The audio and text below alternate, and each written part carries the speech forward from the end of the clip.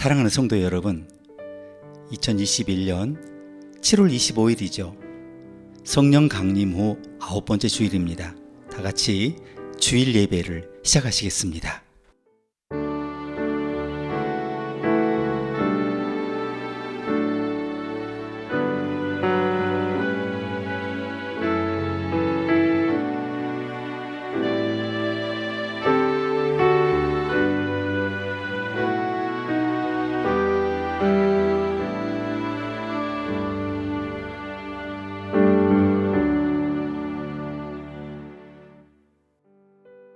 사랑하는 아버지, 아버지께서 우리에게 풍성한 인생을 허락하신 것을 감사하고 찬양합니다.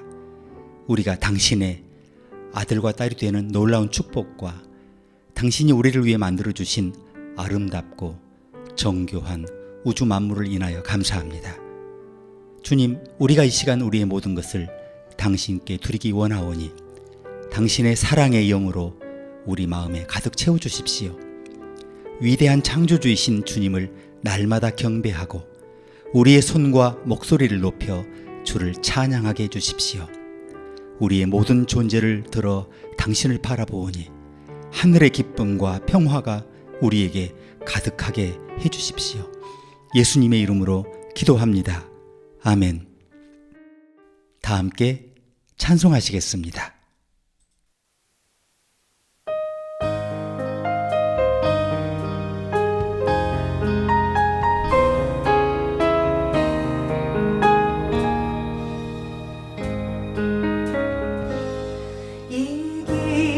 소식을 온 세상 전하세. 큰 환난 고통을 당하는 자에게 주 믿는 성도들 다 전할 소식은 성령이 오셨네.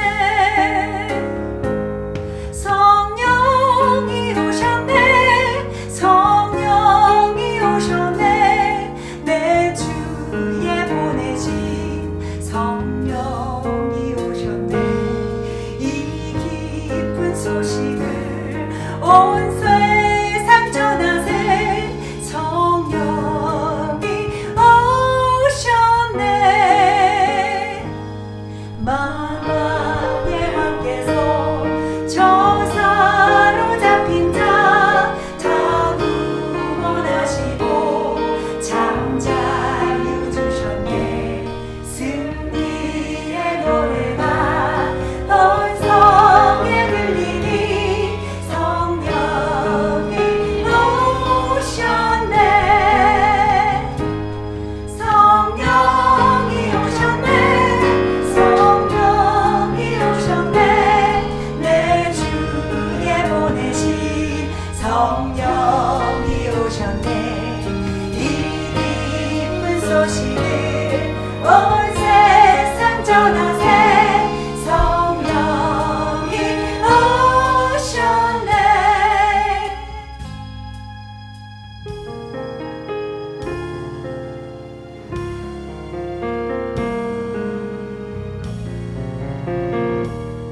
한없는 사랑과 그 크신 은혜를 늘 의심하면서 안 믿는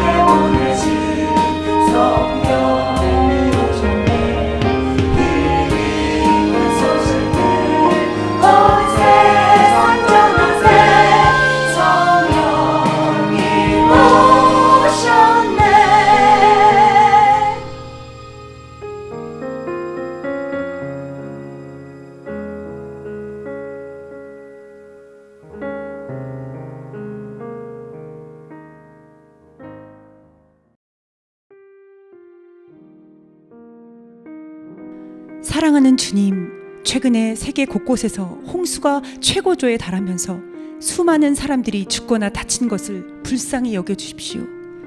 예상치 못한 폭우로 인해 가족, 집, 직장을 잃고 불확실한 삶에 직면한 모든 희생자들의 삶을 이끄시며 보살피시옵소서.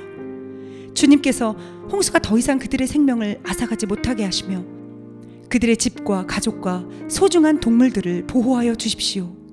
사람들을 구하기 위해 가장 먼저 구조에 뛰어든 자원봉사자들을 주님이 축복하시며 여전히 남아있는 폭풍우를 잠잠하게 하시고 비구름을 몰아내어 주시옵소서.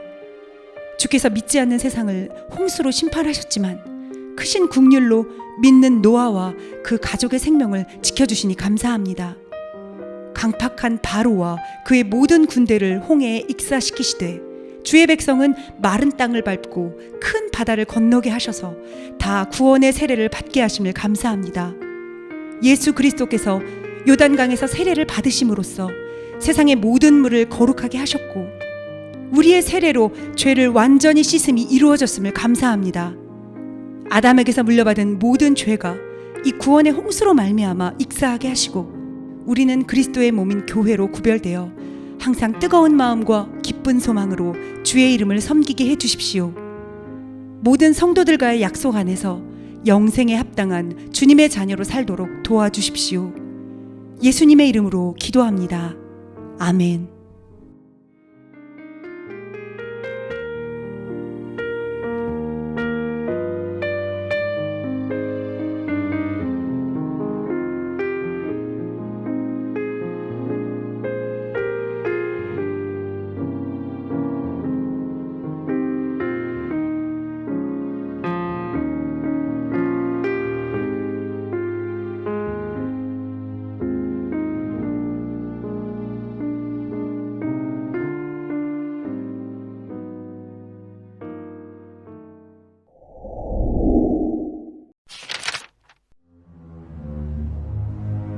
그 후에 예수께서 디베랴의 갈릴리 바다 건너편으로 가심에 큰 무리가 따르니 이는 병자들에게 행하시는 표적을 보았음이로라. 예수께서 산에 오르사 제자들과 함께 거기 앉으시니 마침 유대인의 명절인 유월절이 가까운지라. 예수께서 눈을 들어 큰 무리가 자기에게로 오는 것을 보시고 빌립에게 이르시되 우리가 어디서 떡을 사서 이 사람들을 먹이겠느냐? 이렇게 말씀하심은 친히 어떻게 하실지를 아시고 빌립을 시험하고자 하심이라. 각 사람으로 조금씩 받게 할지라도 200데나리온의 떡이 부족하리이다. 제자 중 하나 곧 시몬 베드로의 형제 안드레가 예수께 여짜오되 여기 한 아이가 있어 보리떡 5개와 물고기 2마리를 가지고 있나이다. 그러나 그것이 이 많은 사람에게 얼마나 되겠사옵나이까? 이 사람들로 앉게 하라. 하시니 그곳에 잔디가 많은지라 사람들이 앉으니 수가 5,000명쯤 되더라. 예수께서 떡을 가져 축사하신 후에 앉아있는 자들에게 나눠주시고 물고기도 그렇게 그들의 원대로 주시니라. 그들이 배부른 후에 예수께서 제자들에게 이르시되 남은 조각을 거두고 버리는 것이 없게 하라. 이에 거두니 보리떡 5개로 먹고 남은 조각이 12바구니에 찼더라. 그 사람들이 예수께서 행하신 이 표적을 보고 말하되 이는 참으로 세상에 오실 그 선지자라. 그러므로 예수께서 그들이 와서 자기를 억지로 붙들어 임금으로 삼으려는 줄 아시고 다시 혼자 산으로 떠나가시니라. 저물매 제자들이 바다에 내려가서 배를 타고 바다를 건너 가버나움으로 가는데 이미 어두웠고 예수는 아직 그들에게 오시지 아니하셨더니 큰 바람이 불어 파도가 일어나더라. 제자들이 노를 저어 10여리쯤 가다가 예수께서 바다 위로 걸어 배에 가까이 오심을 보고 두려워하거늘 내니 두려워하지 말라. 이에 기뻐서 배로 영접하니 배는 곧 그들이 가려던 땅에 이르렀더라.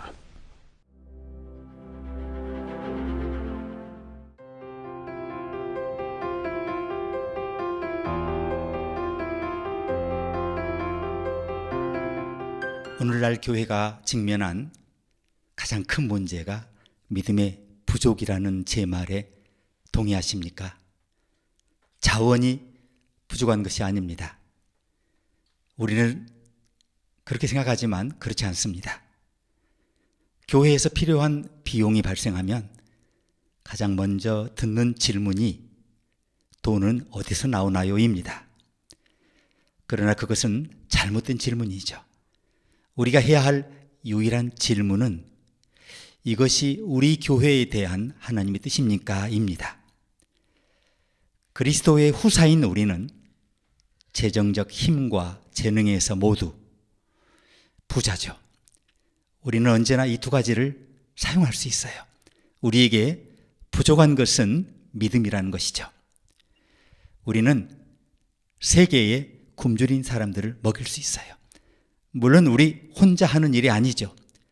세상에 절하지 않는 다른 사람들의 도움으로 그 일을 감당할 수 있습니다. 20억 명의 기독교인이 있다는 것을 기억하십시오. 우리는 모든 국가 간의 갈등을 치료할 수 있어요. 우리는 외로운 자에게 위로를, 포로에게 자유를, 절망에 빠진 자에게 희망을 줄 수 있어요. 우리는 자원을 가지고 있다는 겁니다. 우리에게 부족한 것은 믿음이라는 것입니다. 그리스도께서 말씀하신 것이 무엇입니까? 너희가 만일 믿음이 한 겨자씨만큼만 있으면 이 산을 명하여 여기서 저기로 옮기라 하여도 옮길 것이요 또 너희가 못할 것이 없으리라. 사랑하는 여러분, 문제는 자원이 부족한 것이 아니라 믿음이 부족한 것입니다. 오늘 복음에서 예수님은 제자들과 함께 산 중턱에 계십니다. 유대인의 유월절이 다가왔어요. 그는 눈을 들어 큰 무리가 산으로 올라오는 것을 보십니다. 그들은 정말 작은 군대처럼 보였을 것입니다. 남자 5,000명, 그리고 셀 수 없는 여자와 아이들이죠. 식사 시간이 되자 그들이 두려움으로 다가왔어요. 우리가 교회에서 저녁 식사를 준비하는데 10,000명이 모였다고 가정해 보십시오. 우리는 아마 공황 상태에 빠져서 이리저리 서둘렀을 거예요. 그러나 예수님은 당황하지 않으셨어요. 뜻밖의 예수님은 빌립에게 수천 명의 남녀와 어린이들을 어떻게 먹일 것인지를 물어보셨어요. 우리가 떡으로만 살 수 없지만 떡 없이도 살 수 없음을 아셨기 때문이죠. 빌립은 예수님이 불가능한 일에 대해 질문을 하셨다는 사실에 놀랐을 거예요. 그는 한 사람이 한 입 먹을 만큼의 빵을 먹으려고 해도 반년치의 품삯이 들 것이라고 말합니다. 다행히 안드레라는 제자가 달려왔어요. 여기에 보리빵 5개와 물고기 2마리를 가지고 있는 아이가 있네요. 그러나 이렇게 많은 사람에게 그것이 무슨 소용이 있겠습니까? 그러자 예수님은 사람들을 앉게 하라고 말씀하셨습니다. 5,000명을 먹이신 일은 인간의 필요를 위한 하나님의 놀라운 공급에 관한 이야기죠. 초점은 빵에 있지만 교훈은 모든 삶에 관한 것입니다. 오늘 가르침 첫 번째는 우리는 먼저 자리에 앉을 때 하나님의 축복을 경험한다는 것입니다. 너무 간단하게 들리십니까? 우리 대부분은 너무 바빠서 성경을 읽거나 어떤 종류의 친교 모임에도 참석할 수 없다고 말합니다. 우리는 출퇴근하거나 아이들을 라이드 해주기 위해서 차를 몰면서 그 안에서 기도하죠. 모든 활동을 중단하고 예수님과 시간을 보내는 것을 우선순위에 둬야 한다는 생각은 정말 우리를 짜증나게 한다는 거죠. 왜요? 우리는 우리 삶의 목적이 하나님을 알고 영화롭게 하는 것임을 잊고 있어요. 그리고 우리의 모든 필요를 공급하시기 위해 기다리시는 하나님이 있다는 사실을 잊고 있어요. 우리 가운데 얼마나 많은 사람들이 더 낮은 우선순위를 붙들고 하나님과 단절된 상태로 지내고 있습니까? 하나님과의 시간은 짐이 아니에요. 그것은 우리가 만든 거죠. 우리가 하나님과 시간을 보낼 때 우리의 정체성, 우리의 목적, 그리고 힘과 지혜를 얻어요. 어느 목사님은 자신의 구역에 새로운 구역이 만들어질 때마다 구역장에게 가장 중요한 두 가지 의무에 집중하라고 말합니다. 그는 병자를 방문하거나 지역사회에서 봉사하거나 공과를 준비하는 것에 대해 이야기하지 않았어요. 모든 구역장이 가져야 할 가장 중요한 두 가지 의무는 예수님과의 관계, 그리고 가족과의 관계를 발전시키는 것이라고 말했습니다. 그것은 정말 옳은 방향 아닌가요? 우리가 예수님과 시간을 보내지 않는다면 우리의 사역과 삶은 공허하고 무의미하게 된다는 것입니다. 그럼에도 불구하고 많은 사람들이 불모지 같은 삶을 사는 이유는 시간을 따로 내서 하나님과 소통하는 일이 정말 거의 없기 때문이에요. 우리는 너무 바쁘게 경쟁에 휩쓸리죠. 시간이 너무 촉박한 나머지 우리에게 필요한 힘과 용기와 지혜를 간구하는 것을 끊었어요. 예수님은 굶주린 사람들, 뭔가 인생의 갈증과 배고픔에 노출된 사람들을 자신 앞에 앉도록 하셨습니다. 우리가 가던 길에서 잠시 멈추어 서서 예수님의 임재를 얻기 위해 그분 앞에 앉아야 한다는 것입니다. 오늘 가르침 두 번째는 우리는 군중이 떡과 물고기를 받은 것처럼 그리스도께서 우리에게 주시는 것을 받아야 한다는 것입니다. 우리가 우리 삶에서 하나님을 차단할 때 우리의 가장 깊은 필요를 채워주시는 그분을 차단하는 거예요. 보시는 대로 그분의 가장 큰 소원은 우리에게 삶의 가장 좋은 것을 공급하시는 거예요. 이 진리가 얼마나 놀라운 것인지 상상이 되십니까? 하나님은 우리 각자를 창조하실 필요가 없으셨어요. 하나님은 예수 그리스도 안에서 자신을 우리에게 나타내실 필요가 없었습니다. 그러나 그것이 하나님의 성품이었어요.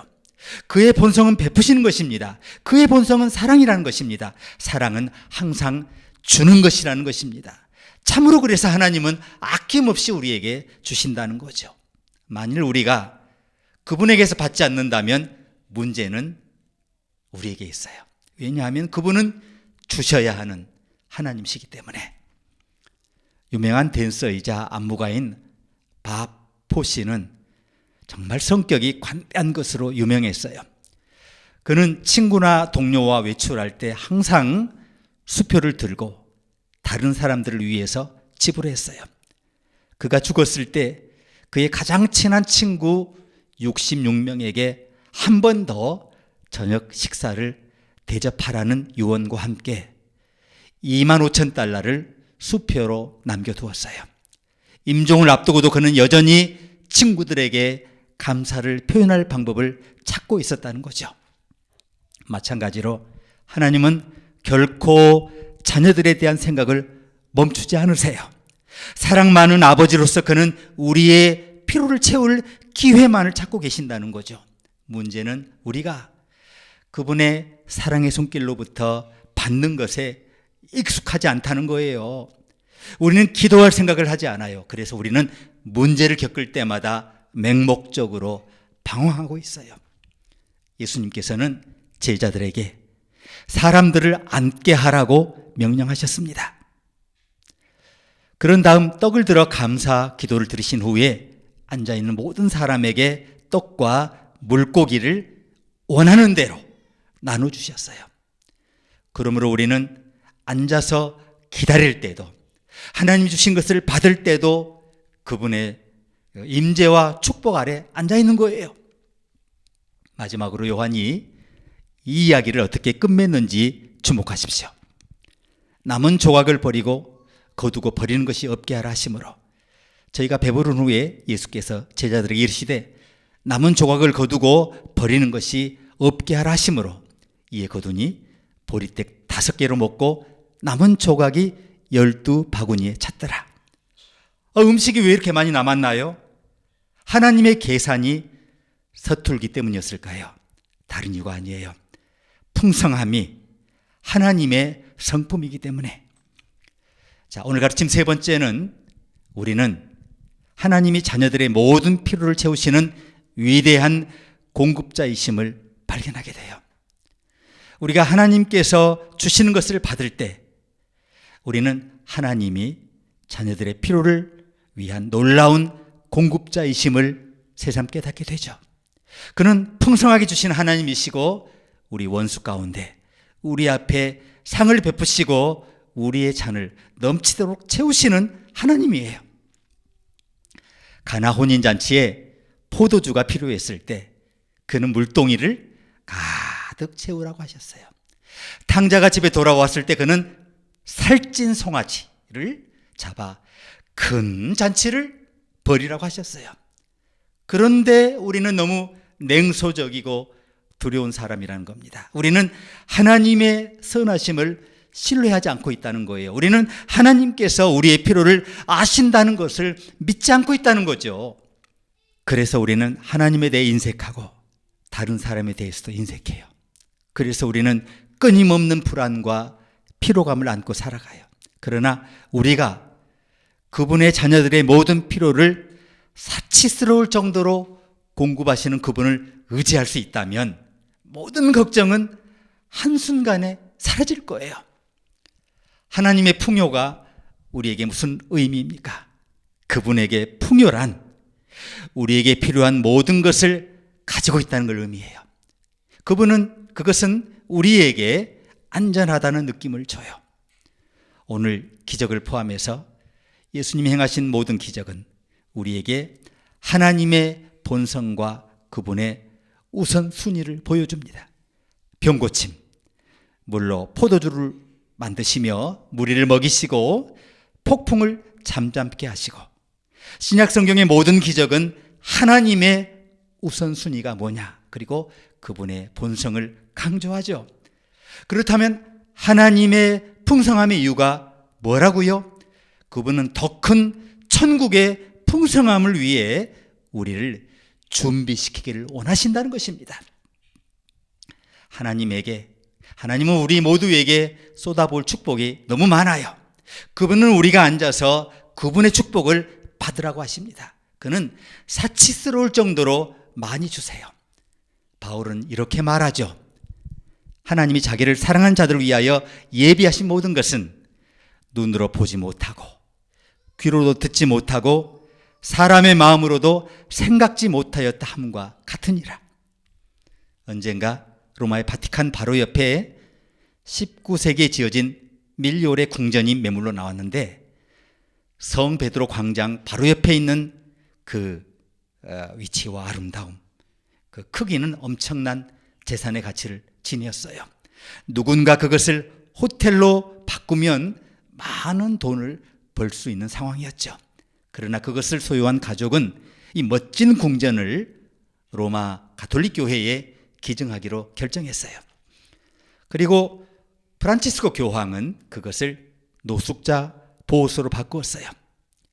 16개의 침실이 있는 그 궁전에 50명의 노숙자들이 들어가 살 수 있게 되었어요. 자원봉사자들이 그들에게 따뜻한 식사를 제공했어요. 주민들은 이 궁전이 붐비는 대피소보다 더 집과 같은 느낌이 들 거라고 보고합니다. 저는 밀리오레 궁전은 하나님을 사랑한 자들을 위해 예비하신 그분의 풍성한 축복의 21세기 버전이라고 믿어요. 음식과 쉼터가 필요한 노숙자들을 호화로운 저택으로 환영해서 따뜻한 음식을 먹이는 일이 얼마나 아름답습니까? 예수를 따르는 호기심 많은 사람들이 광야의 깜짝 식사에 초대됐어요. 그리고 며칠 동안 굶주렸던 그들 모두가 배불렀어요. 그러고도 음식이 많이 남았어요. 예수님께서 5,000명을 먹이신 방법이 얼마나 놀랍습니까? 사람들은 자신이 가지고 있는지도 몰랐던 음식을 발견하고 다른 사람들과 나누었습니까? 예수님이 주위를 둘러보셨을 그들의 문제는 자원이 아니라 믿음이었다는 겁니다. 헌신이었어요. 그들에게 그분이 하라고 맡기신 일을 감당할 자원과 능력이 이미 그들에게 주어져 있다는 것입니다. 사도 바울은 에베소서에서 이렇게 말하죠. 우리 가운데서 역사하시는 능력대로 우리의 온갖 구하는 것이나 생각하는 것에 더 넘치도록 능히 하실 이에게 교회 안에서와 그리스도 예수 안에서 영광이 대대로 영원 무궁하기를 원하노라. 아멘. 사도 바울은 이것을 잘 알고 있었어요. 우리는 하나님께서 우리에게 하라고 부르신 무엇이든 감당할 수 있다는 거예요. 우리에게는 풍성한 자원이 있다는 거예요. 이제 남은 질문은 이것입니다. 우리에게 그 축복을 동원할 믿음이 있는가? 우리 다 함께 적용 기도를 하시겠습니다.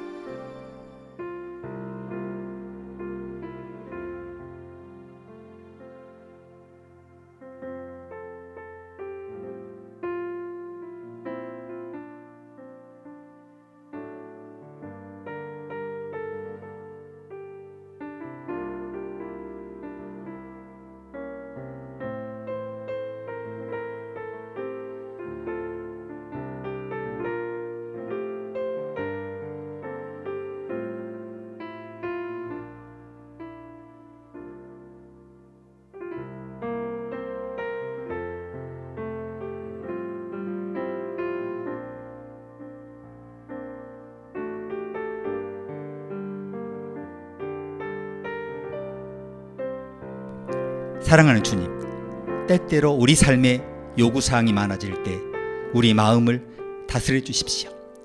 주의 응답이 더디다고 느껴지거나 현재 상황에서 벗어날 길이 보이지 않을 때 소망의 끈을 놓치지 않도록 도와주십시오. 홀로 고군분투한다고 느끼며 계속 짊어지기에 스트레스의 무게가 너무 힘들다고 느끼는 사람들의 짐을 덜어주십시오.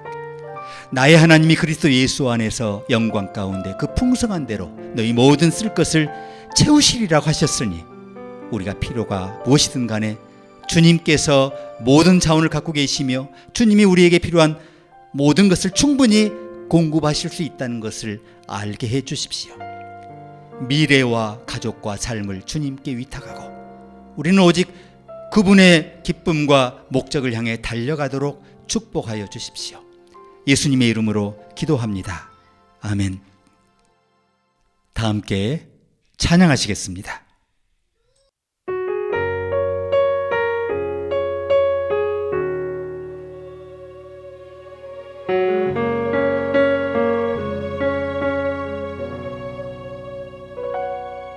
내가 누려왔던 모든 것들이 내가 지나왔던 모든 시간이 내가 걸어왔던 모든 순간이 당연한 것 아니라 은혜였소. 아침 해가 뜨고 저녁에 노을 봄의 꽃향기와 가을의 열매 변하는 계절의 모든 순간이 당연한 것 아니라 은혜였소. 모든 것이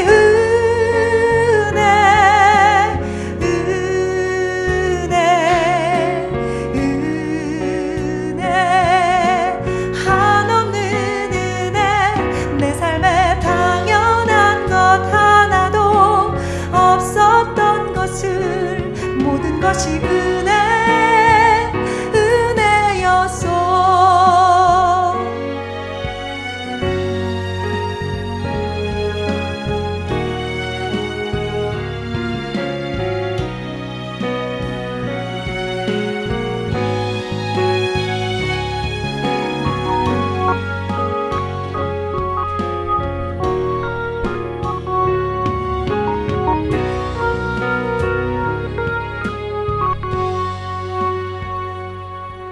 내가 이 땅에 태어나 사는 것 어린아이 시절과 지금까지 숨을 쉬며 살며 꿈을 꾸는 삶 당연한 것 아니라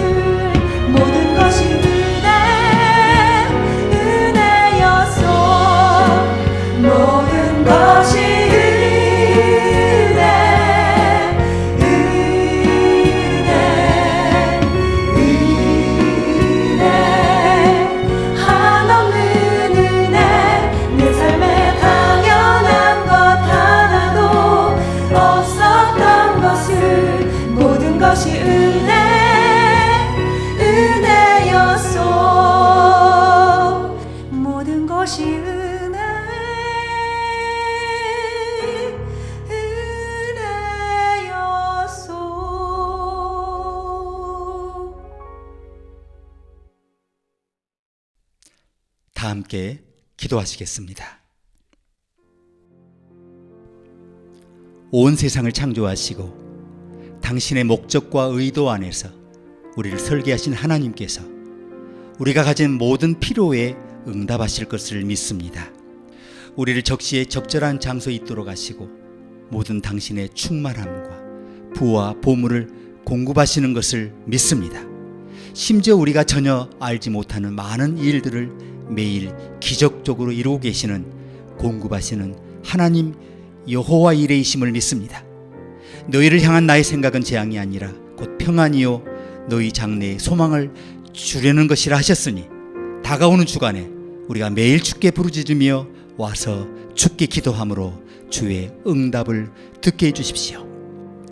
이제 병자들을 고치시고 물을 포도주로 변하게 하시며 굶주린 무리를 먹이시며 폭풍을 잠잠케 하시는 모든 기적을 통해 하나님의 우선순위와 본성을 우리에게 보여주시고 더 큰 천국의 풍성함을 우리가 누릴 수 있도록 우리를 준비시키기를 원하시는 성부, 성자, 성령 삼위일체 하나님의 사랑과 은총과 교제하심에 하나님이 자기를 사랑하는 자들을 위하여 예비하신 모든 기적의 축복을 가지고 세상에 나가 가족과 이웃과 지역사회와 우리가 모르는 모든 인류를 위해 헌신의 노력을 기울이라고 결심한 주의 자녀, 주의 종 모두에게 이제와 영원히 함께하기를 축원합니다. 아멘.